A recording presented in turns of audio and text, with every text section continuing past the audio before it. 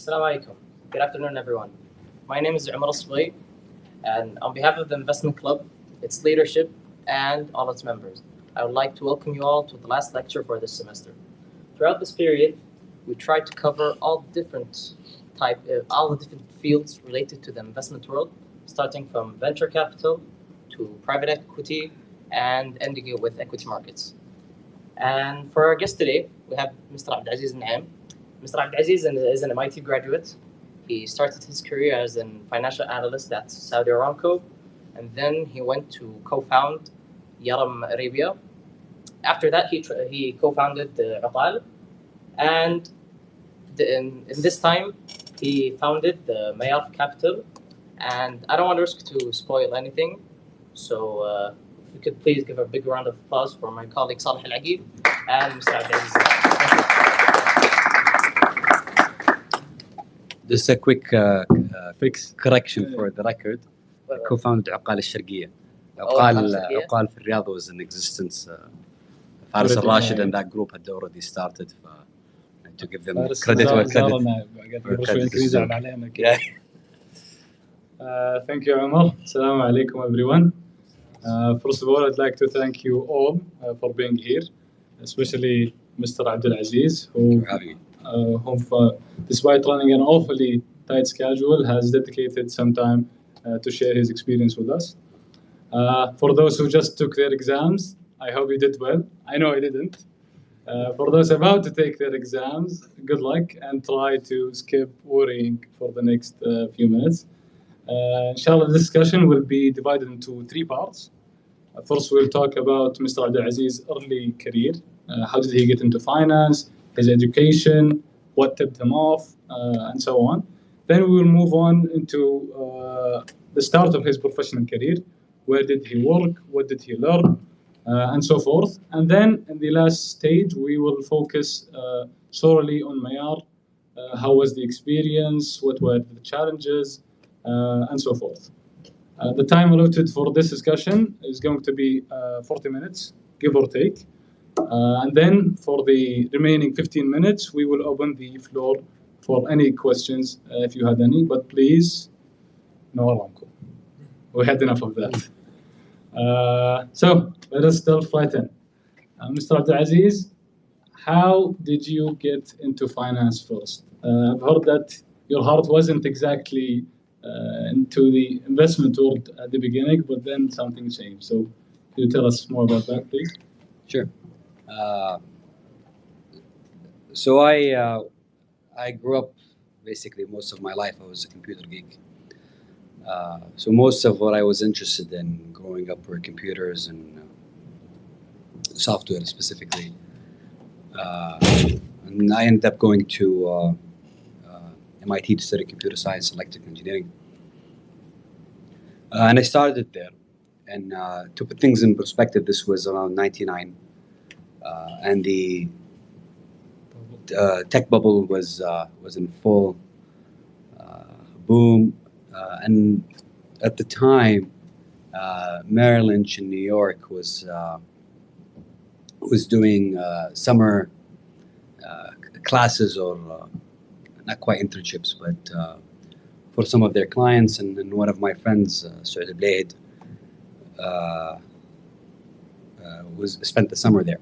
So we met that summer, and we met in London that summer, and he started talking about stocks, and which I've heard a thing or two about, but I worked in National Commercial Bank some summers, but I didn't quite know exactly what they were. And then he also mentioned this guy called Warren Buffett that I hadn't heard about at the time, and then we walked over to a bookstore, and he showed me a couple of books. He said, you need to buy these and read them. This is really interesting stuff. You really need to get into it.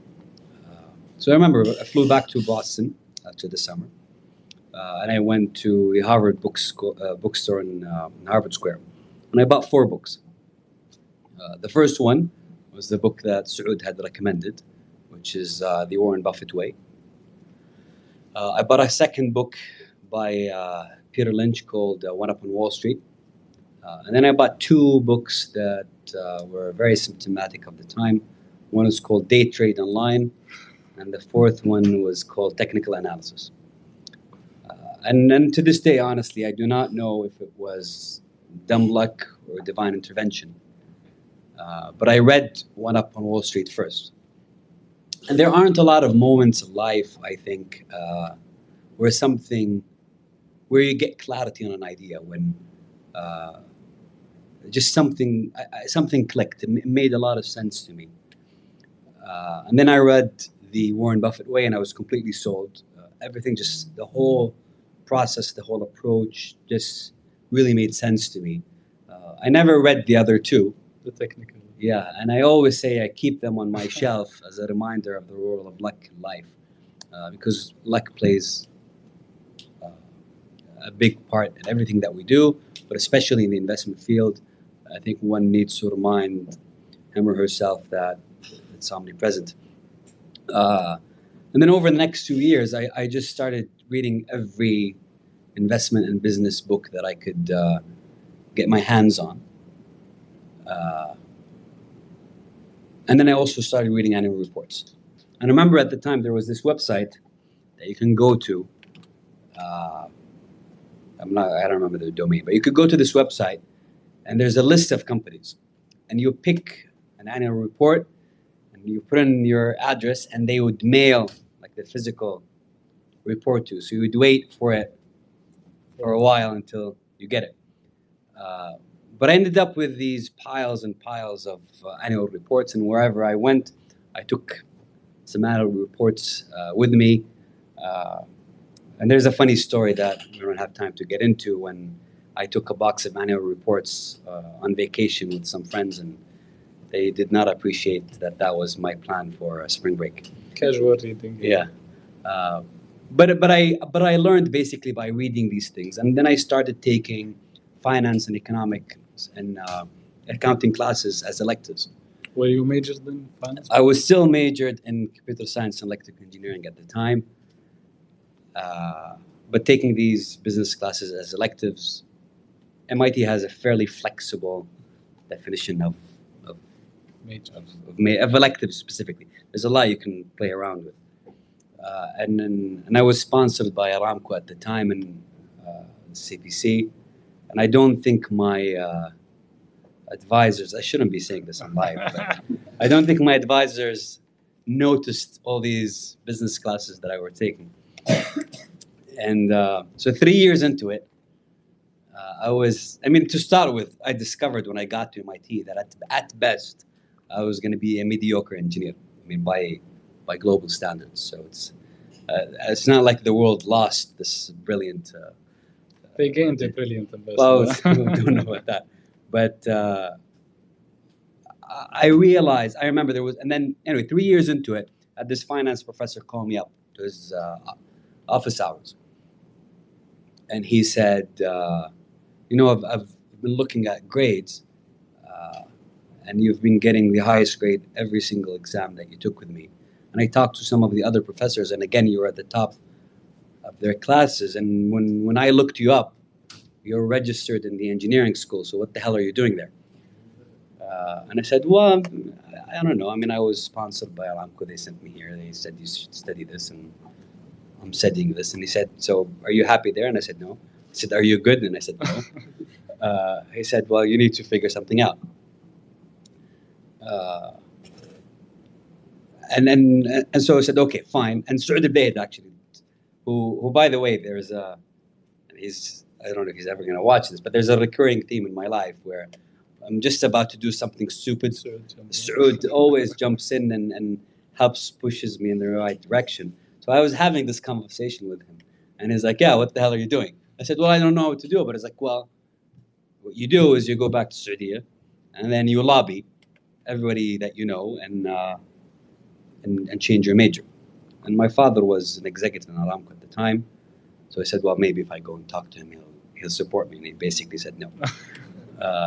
And then after a lot of pushing and lobbying with him, I think my mother never got over it, honestly. But he said, well, you know what? I'm not going to help you. But if you manage to lobby people in Aramco to accept it, then fine, whatever.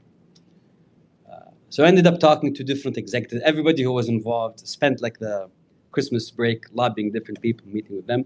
Eventually, I was able to get enough support to switch my majors from Aramco. And then I went back to MIT. And then actually in my last year, basically, switched my major officially.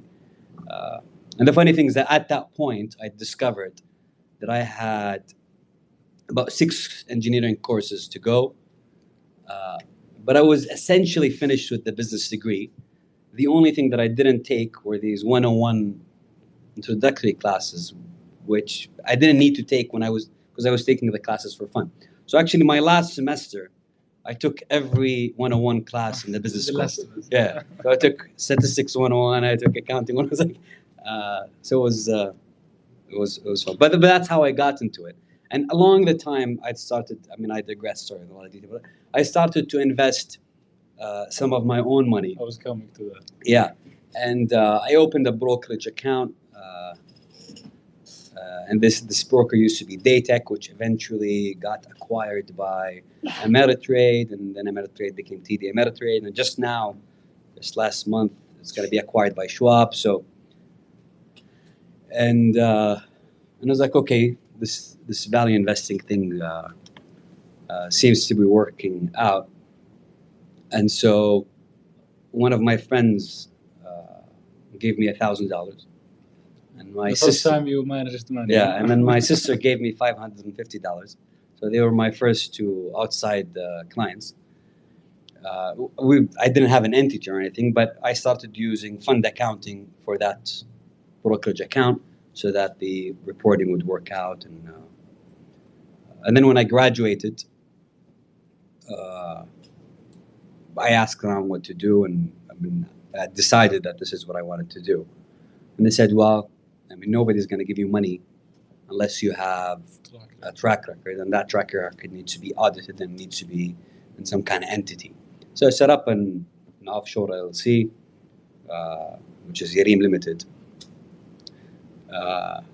Put that money in. I had sold my car, put that money in, and a few friends gave me some money. And then in the summer of 2003, we launched that money is essentially still in the fund. I think at the time it was $65,000. And then between gains and some other money that we raised, we closed 2003 with net assets of $97,000. And that was basically, there's a straight line from there to my old capital. But that's how it started. You mentioned that I worked in Aramco. So yes, I did come back and I worked in Aramco for 4 months. I resigned 3 times in those 4 months. And with the benefit of hindsight, it was a stupid move, but I was just fed up. I'm not good with, I think with big companies. I'm very stubborn as well, so I'm probably not good as an employee and not good with bosses, so that probably didn't help. But eventually I left and did that for a while. 5 years later, which was the original plan, you need 5-year track record to get money, was 2008. So there's no way I was going to raise money in 2008, even though the track record was good. So the plan had to be postponed a little bit. And end of 2010, I felt things had kind of stabilized and launched in 2011. Quite the right. I will take you back. Usually when you hear the stories of great investors, you will hear that their first investment was some very weird company that is priced, say, $10 or $5. So they thought it was cheap. So they loaded on it and the stocks just triple or quadruple. Do you have any kind of experience? What was your first investment? The first time you put money actually in the market? You mean into stocks? Yeah.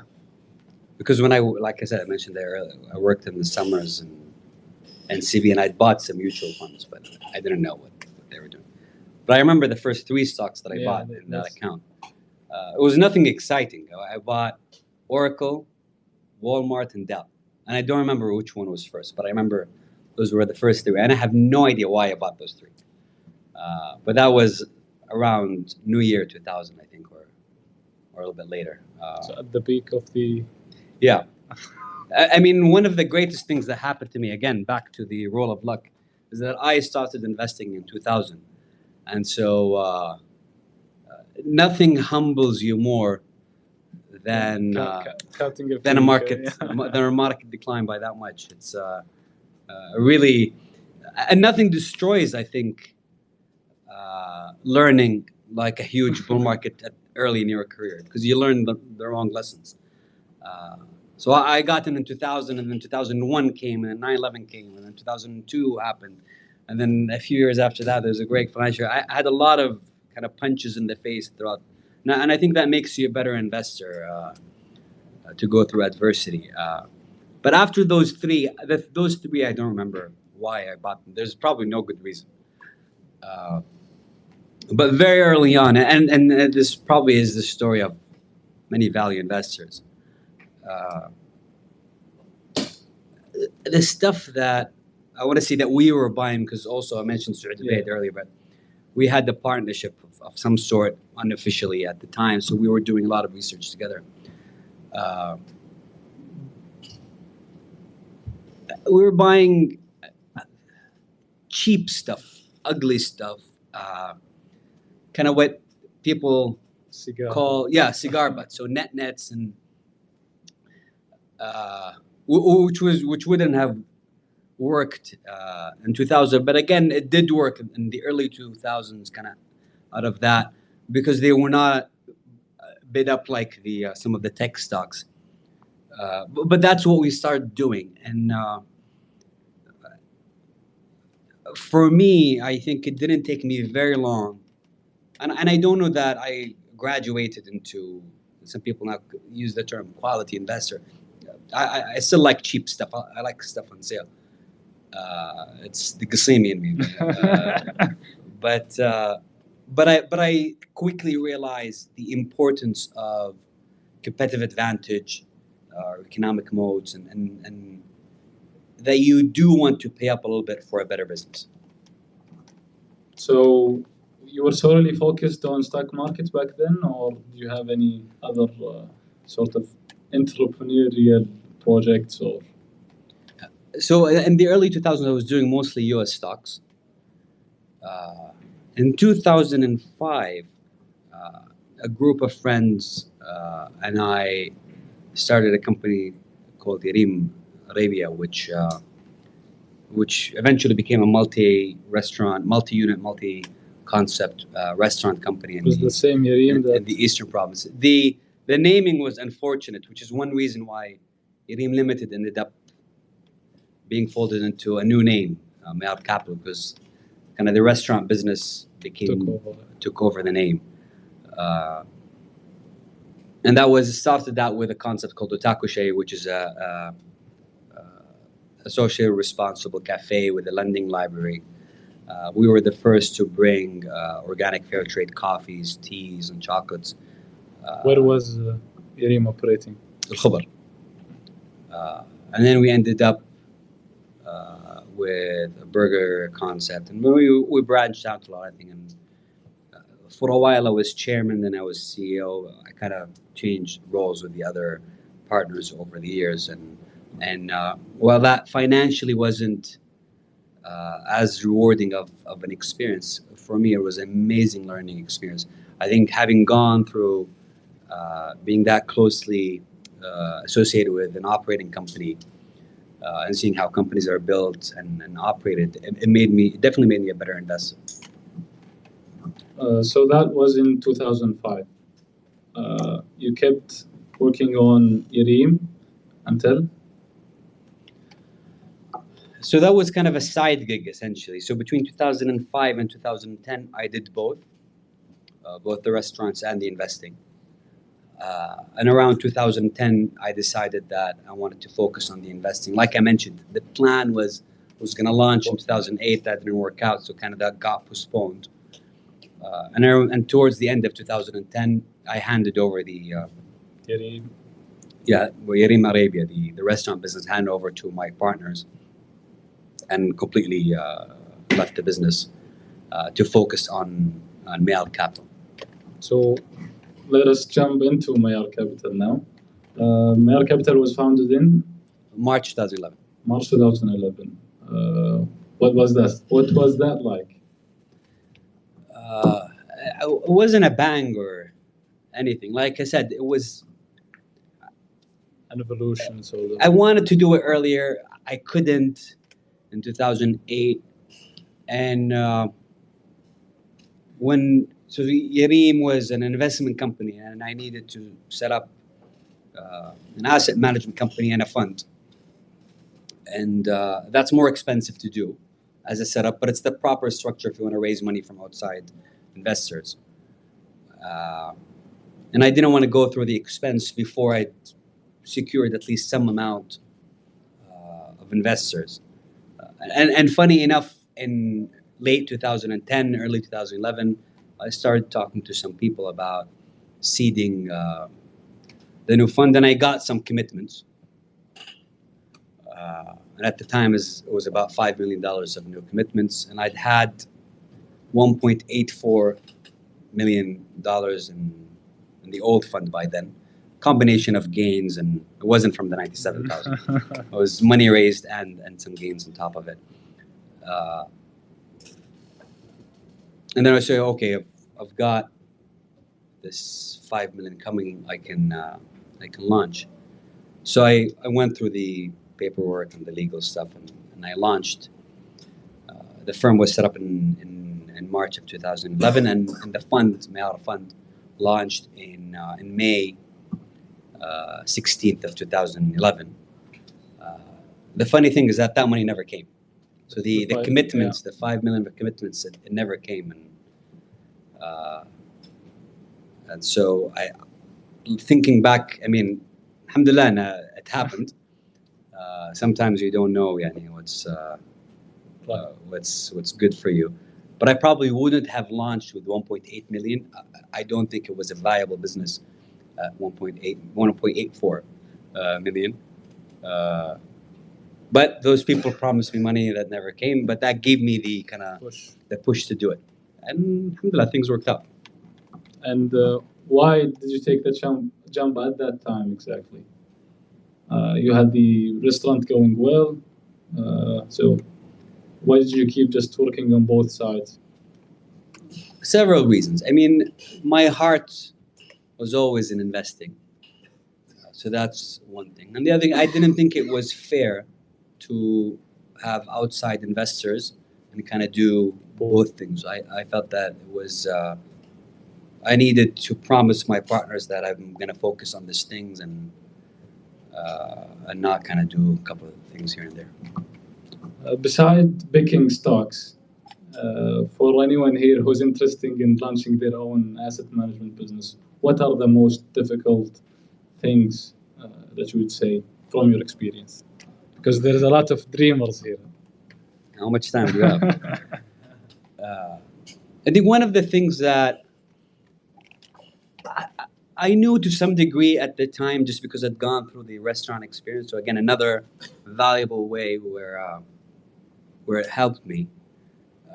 But a lot of people don't really think through this when they launch their own asset management firms. And I know several people who learned it the hard way. When you do that, you're basically tripling your risk. Well, tripling the type of work that you do. Because yes, you're going to be wearing the portfolio manager's hat. But on the other hand, you're going to have kind of the entrepreneur's hat, and then you also have the owner's hat. And the three are very different. I think the one where most people struggle because they're not trained for it. And I got lucky by chance that we did the restaurant thing, so I'd gone through a startup before. Is the entrepreneur hat? It's very different. I mean, and then I did this by myself. I mean, until 2015, I had no employees. Until 2015. Wow. So I worked by myself for almost 13 years. And you need to understand how to do the accounting for your firm, and you need to pick stocks, but then you also need to make sure you have enough printer ink, you know where to buy it, and your lease. And then once you start hiring people, you need to manage people, and you need to know HR laws, and you need to deal with payroll, and you need to deal with all kinds of business issues that kind of managing any small business is a struggle, always, just because you don't have the resources of big business in terms of specialized departments and things like that. So you're always wearing these different hats, and the purchasing manager and the IT guy and the marketing to new clients and the portfolio manager and the legal and everything. And I think that is a challenge that is underappreciated.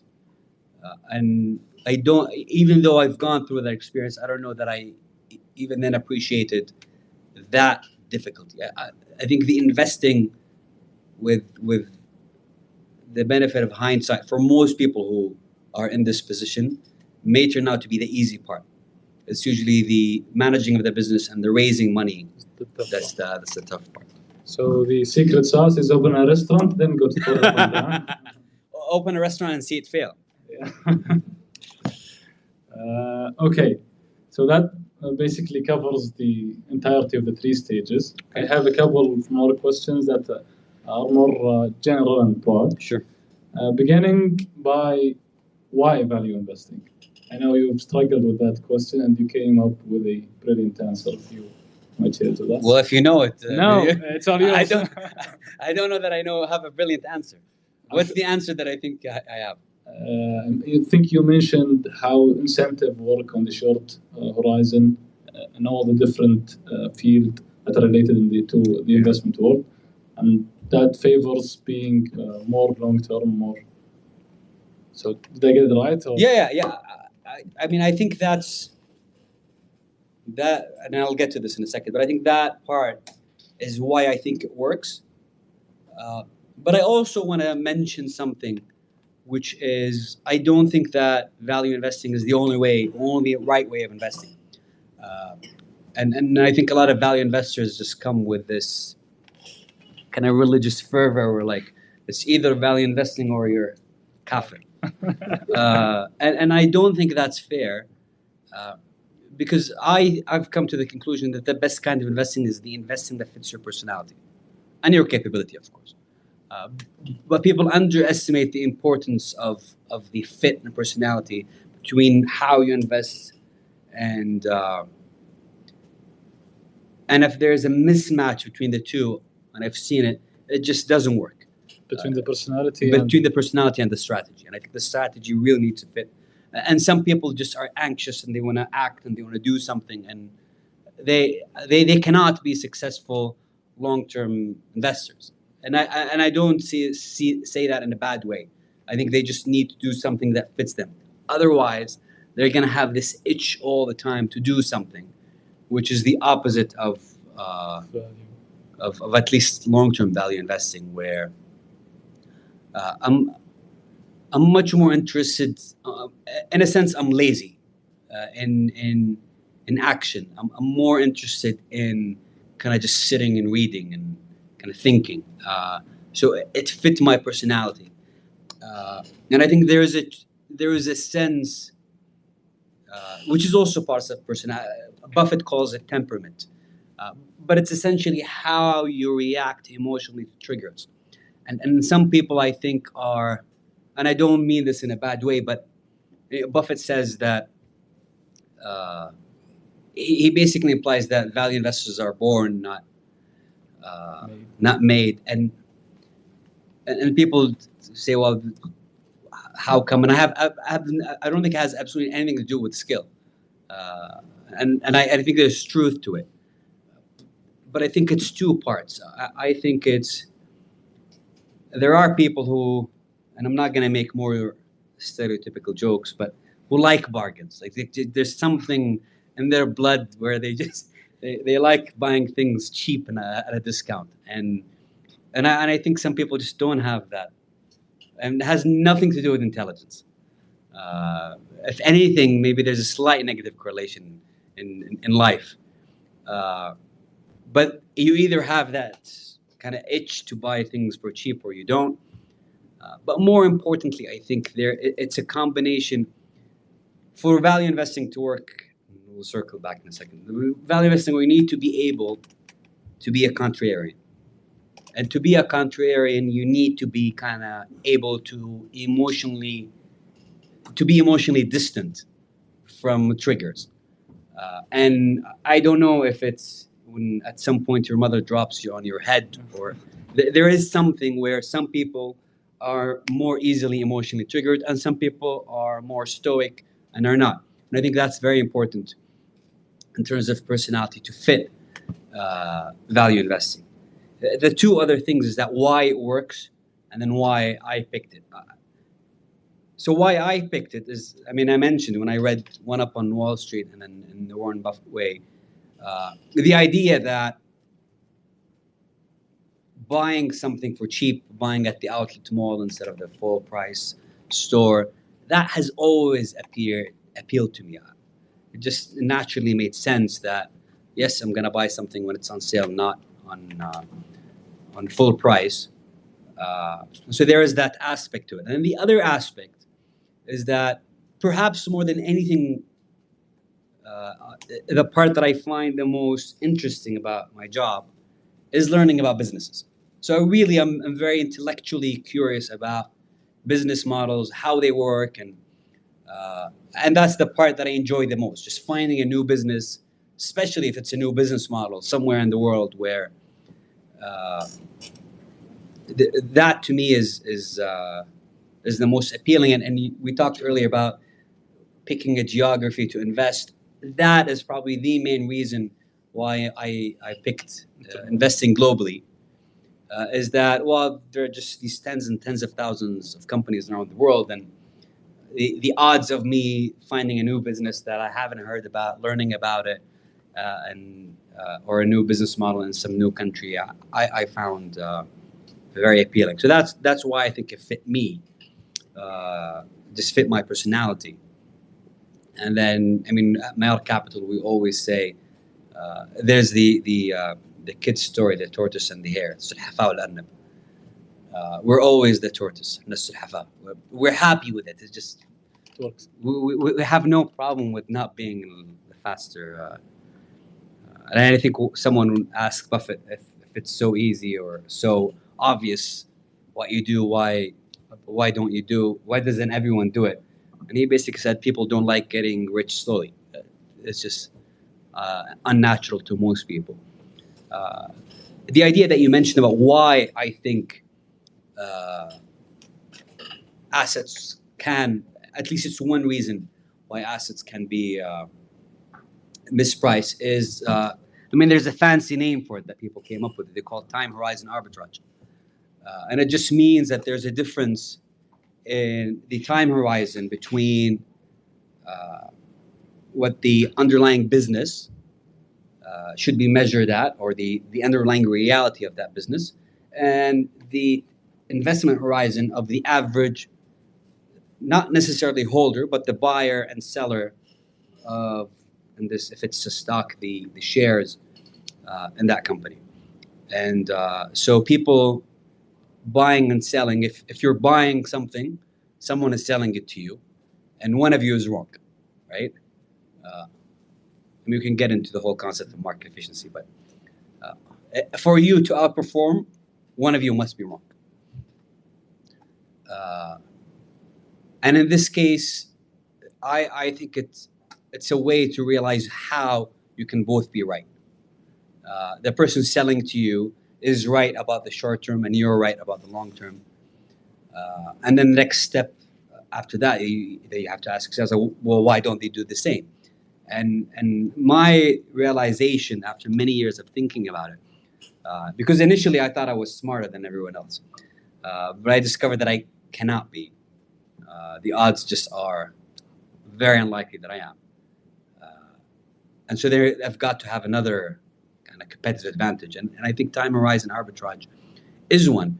And the reason why most people don't have a long-term horizon is that they can't. And it's often for structural reasons, which I think is I think I mentioned this on one interview a while back. I think it was in the Manual of Ideas, which is at least in developed markets, the majority of owners are institutional investors. So when you're trading, buying or selling, the other side is more likely to be another fund manager. The ultimate beneficiary owner all the way at the top is an endowment or pension, which in theory should have like a 40-year investment horizon. But in reality, there are people sitting in that institution whose job is to select managers. In this case, in this example, equity managers. So this investment committee has to make decisions on where to allocate capital to which managers. And they're overseen by a board of directors or board of trustees that are on a cycle as well. And so if you look at the board of trustees, they probably are measured over a 4 or 6 year cycle. They have to oversee an investment committee, and they have to judge them, and they have to judge them at least a couple of times during their tenure. So effectively the investment committee becomes effectively has a 2 or 3 year investment horizon. I mean, there are differences around PE and all kinds of ways where that's not completely true. So I'm oversimplifying a little bit. But they know that in 2 or 3 years, they have to report what happened to the managers that they selected, especially once in a bigger institutions, you actually have an investment committee, and there are allocators under that investment committee that are reporting to the investment committee, that's reporting to the board. And so if you're the allocator interacting with the fund manager, you've just compressed a 40-year investment horizon down to probably 1 year, maybe 2. And if the manager, in this case, is the big institution, Fidelity or Schroders or whatever, then they have to judge the portfolio manager, who's the employee, in a period that's shorter than that. So portfolio managers end up thinking quarterly instead of 40 years, even though the ultimate beneficiary owner has a 40-year horizon. But the key here is that everyone in this cycle is acting rationally from their own incentives point of view. And so anything that you can do as an investor to not put yourself in a position where you're in that cycle gives you an edge. And it's very hard. It's really hard if you manage outside money. It's a lot easier if you manage your own money, but it's definitely harder if you manage other people's money to do that. And there's no perfect way of doing it. In a perfect world, you'd have something like a Berkshire Hathaway where you've got permanent capital, it's locked up, and Buffett controls the shares. So you could hate him, but you could sell the shares, but that's it. Nobody's going to take away the money. And short of that, you can have cultural differences. I mean, we effectively, our team owns the firm. That's as much as you can do without, and then you try to educate people. But it's structural and it'll always be the case. I mean, and it's a struggle to overcome it. Thank you. My time is up, so I will open now the floor for any question. If anyone has any question. First of all, thank you, Mr. Abdulaziz, for coming today. Thank you for having me. Some of your valuable time. You mentioned the governance problem with the pension funds and the endowment funds, where the portfolio managers think quarterly or short-term horizon. How to align that with the interest of the people that really have the interest, whether the people that put the money or they are thinking long-term horizon. You got the question? Or? Yeah, I got the question. It's a difficult one. So just to make sure I understood it correctly, you want to, what is the policy that you can implement to kind of bridge the gap between the ultimate beneficiary owner's long-term horizon and the fund manager's short horizon. Is that the question? Okay. I don't know. I mean, from a policy point of view, it's very hard. Whenever, I mean, you can probably solve the top part of it. So you can probably solve it inside kind of the pension itself by having longer term 10 years. Some people have done different things by having a team approach in terms of allocation, so no one individual is under pressure to be responsible for the performance of one manager. But that introduces another kind of problem. It solves one problem, which is the horizon, introduces the responsibility problem. So you always have some kind of agency issue. Culture probably helps. Some institutions tried by effectively locking themselves into longer allocations, which is probably why illiquid private assets work better for them. So a lot of the success of private markets, private equity, and such, I think, has to do with locking yourself up and losing that option to liquidate. It's really unbelievable how something that should be a net positive, which is liquidity, can turn into such a negative by messing with the psyche of investors.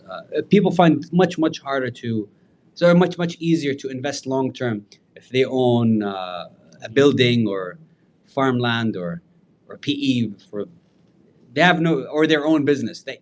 They're not getting a quote on that every day. They're not checking the value every day. They don't seem to be bothered. But the second you put a quote in front of them, even though they are under no pressure to do anything about it, they start to freak out. Well, you got your answer. Any other question, please? Thank you for putting the event together, and thank you for talking to us today. My question will go to the private companies that these days stays longer private before they go IPO. And still when they go IPO, we don't see profitability, and some of them stays for like this for a while. What's your take on this?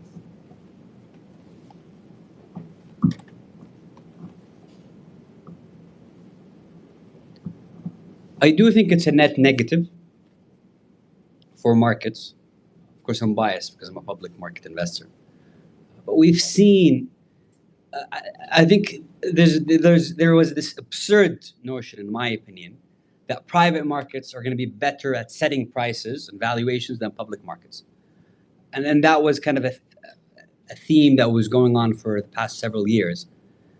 And we now see that when these companies go public, that the public markets just kill them. I mean, they're like, you guys are ridiculous. You don't have a business, or you should be worth 90% of what XYZ paid for you. It's very hard to predict the future. If I were to make a bet, I would say that there's going to be a reversal in that. A lot of the losses that these companies are doing. Reversal meaning going private again? No, I would say that more companies are going to go public earlier. Okay. There have been a lot of enablers of this kind of behavior. It's not, a lot of these losses don't need to happen. And if they were public, they would not necessarily have happened. But companies were incentivized by cheap access to capital, and in some cases by huge access to capital, to basically expand beyond what they should expand, and take a risk and hope that it works out. And I don't think rationally they would have done the same had they been under more pressure to actually make money. And I think a combination of low interest rates, a fashion for private markets, a push by, which, and again, when institutions, the endowments of the world, when they move their portfolios into an asset category, that's a lot of money that flows in. And then I would argue the epitome of that is a technology investor that raises 100 billion. And when you got all that kind of money where you're a startup and you get tens and hundreds of millions, what are you going to do with it? You have to spend it somewhere, which means you have to grow way beyond what you expected in order to justify the valuation that you now got. So a lot of it is self-enforcing, and I think at some point we're seeing the evidence that this was all a stupid mistake in terms of funding these startups at these valuations with these amounts. And I think people will realize that they need to scale down these things, which means that if you are a private company, you're going to have to go public earlier in your life in order to do it, which means you're going to have to become profitable sooner. Great. Any other questions?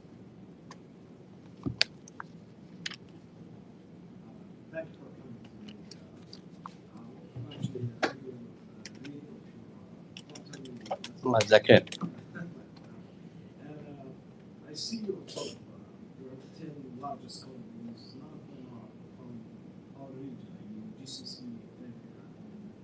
I see that your main focus was in the developed market. Is that like something in the mandate from you don't see good opportunities in this region, different, countries in the world like China, Asian countries? Yeah, I mean, as it is today, it is just an issue of mandate. There are a couple of reasons why we ended up with this mandate. One is, I mentioned earlier that one of the reasons I got attracted into this field is that I'm just very curious about discovering new companies and new business models and new geographies. So there's a selfishness there. And when I started that, this is what I found fun, basically.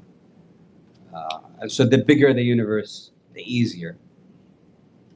The other reason is that in the very early days, a lot of our and to this day, though, you can argue it's a chicken and egg problem with this, but we help people diversify their holdings. A lot of our investors are based in Saudi or the region, and they have access to excellent managers here. And a lot of them actually manage their own money, and between their businesses and their investments here, they don't need us here, or at least at the time. They didn't need us at the time. So it kind of evolved from that point of view, combination of my interest in certain markets, the fit for our investors is probably the region. A different kind of flip of a coin at some point many years in the past could have changed that. I mean, I don't think there's anything. What we do can be applied, I think, everywhere in the world. I don't think that there is a reason why it needs to be applied in one geography or another. The difficulty changes and the disclosure changes, but then the returns also are probably going to be better for the effort expensed. I mean, if you have looked into like Japanese stock market or even South Korean stock market, there would be, I would say, very good value stocks out there, and you could diversify those markets you're exposed to, and doesn't they, I mean, fits into your focus as a developing market? I mean, we do on average, any given, our portfolio is fairly concentrated, so it changes a lot. But historically, we probably were between 10 to 15% in Asia. We own Samsung Electronics right now, so we do have Korean stock. We owned a Japanese company until not that long ago. Until a few months ago, we owned a company in Hong Kong. So we do have exposure to Asia. China is a different market in the sense that as outsiders, we struggle to have a good handle on access to information, but also understanding. But that's today, and that will probably change over the next years and decades.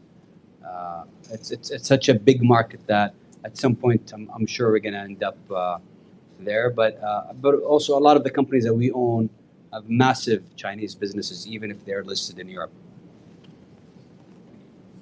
Any other questions? Please. I want to ask, how do you get over the hurdle that some investors see it's better sometimes to invest into just an index instead of a management fund that takes fees and performance fees as well, that they could get similar results if they just invested into an index fund? To add on that, will we have a job for years into the future, or? I mean, that's essentially the question, the million-dollar question for our industry, because index investing is cheap, and well, you don't need human beings to do it anymore.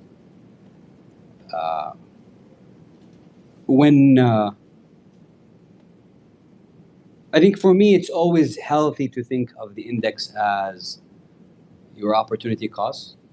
So I remember when I launched, I had a discussion with my advisory board and some of the early investors about what kind of hurdle should we pick.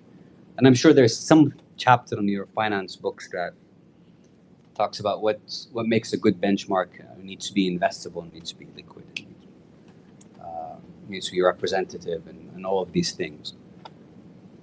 And so we ended up not picking an absolute benchmark because of that. Because the alternative is, in our case, the MSCI World, so which you can buy for, I mean, last I checked, 20 bips or something like that. I mean, yeah, you can get the S&P for basically zero now. And that's the challenge for the industry. And I think the industry got too lazy, too complacent over the past 30 years, and is paying the price for it. I think I wrote about this once. The key determinant, well, to answer the question basically at the top level is you should not invest in an active manager if they cannot beat the market, either on performance or risk. I mean, you need to do better in one way, and if you can't, then they should not have a job. That's the short answer. And then the question becomes then how do you put yourself in a position where you could maybe have a job? And I think the key is active share. And if you see historically, basically all of the alpha being generated by the industry is generated with people with high active share. Active share meaning? So active share means the percentage where your portfolio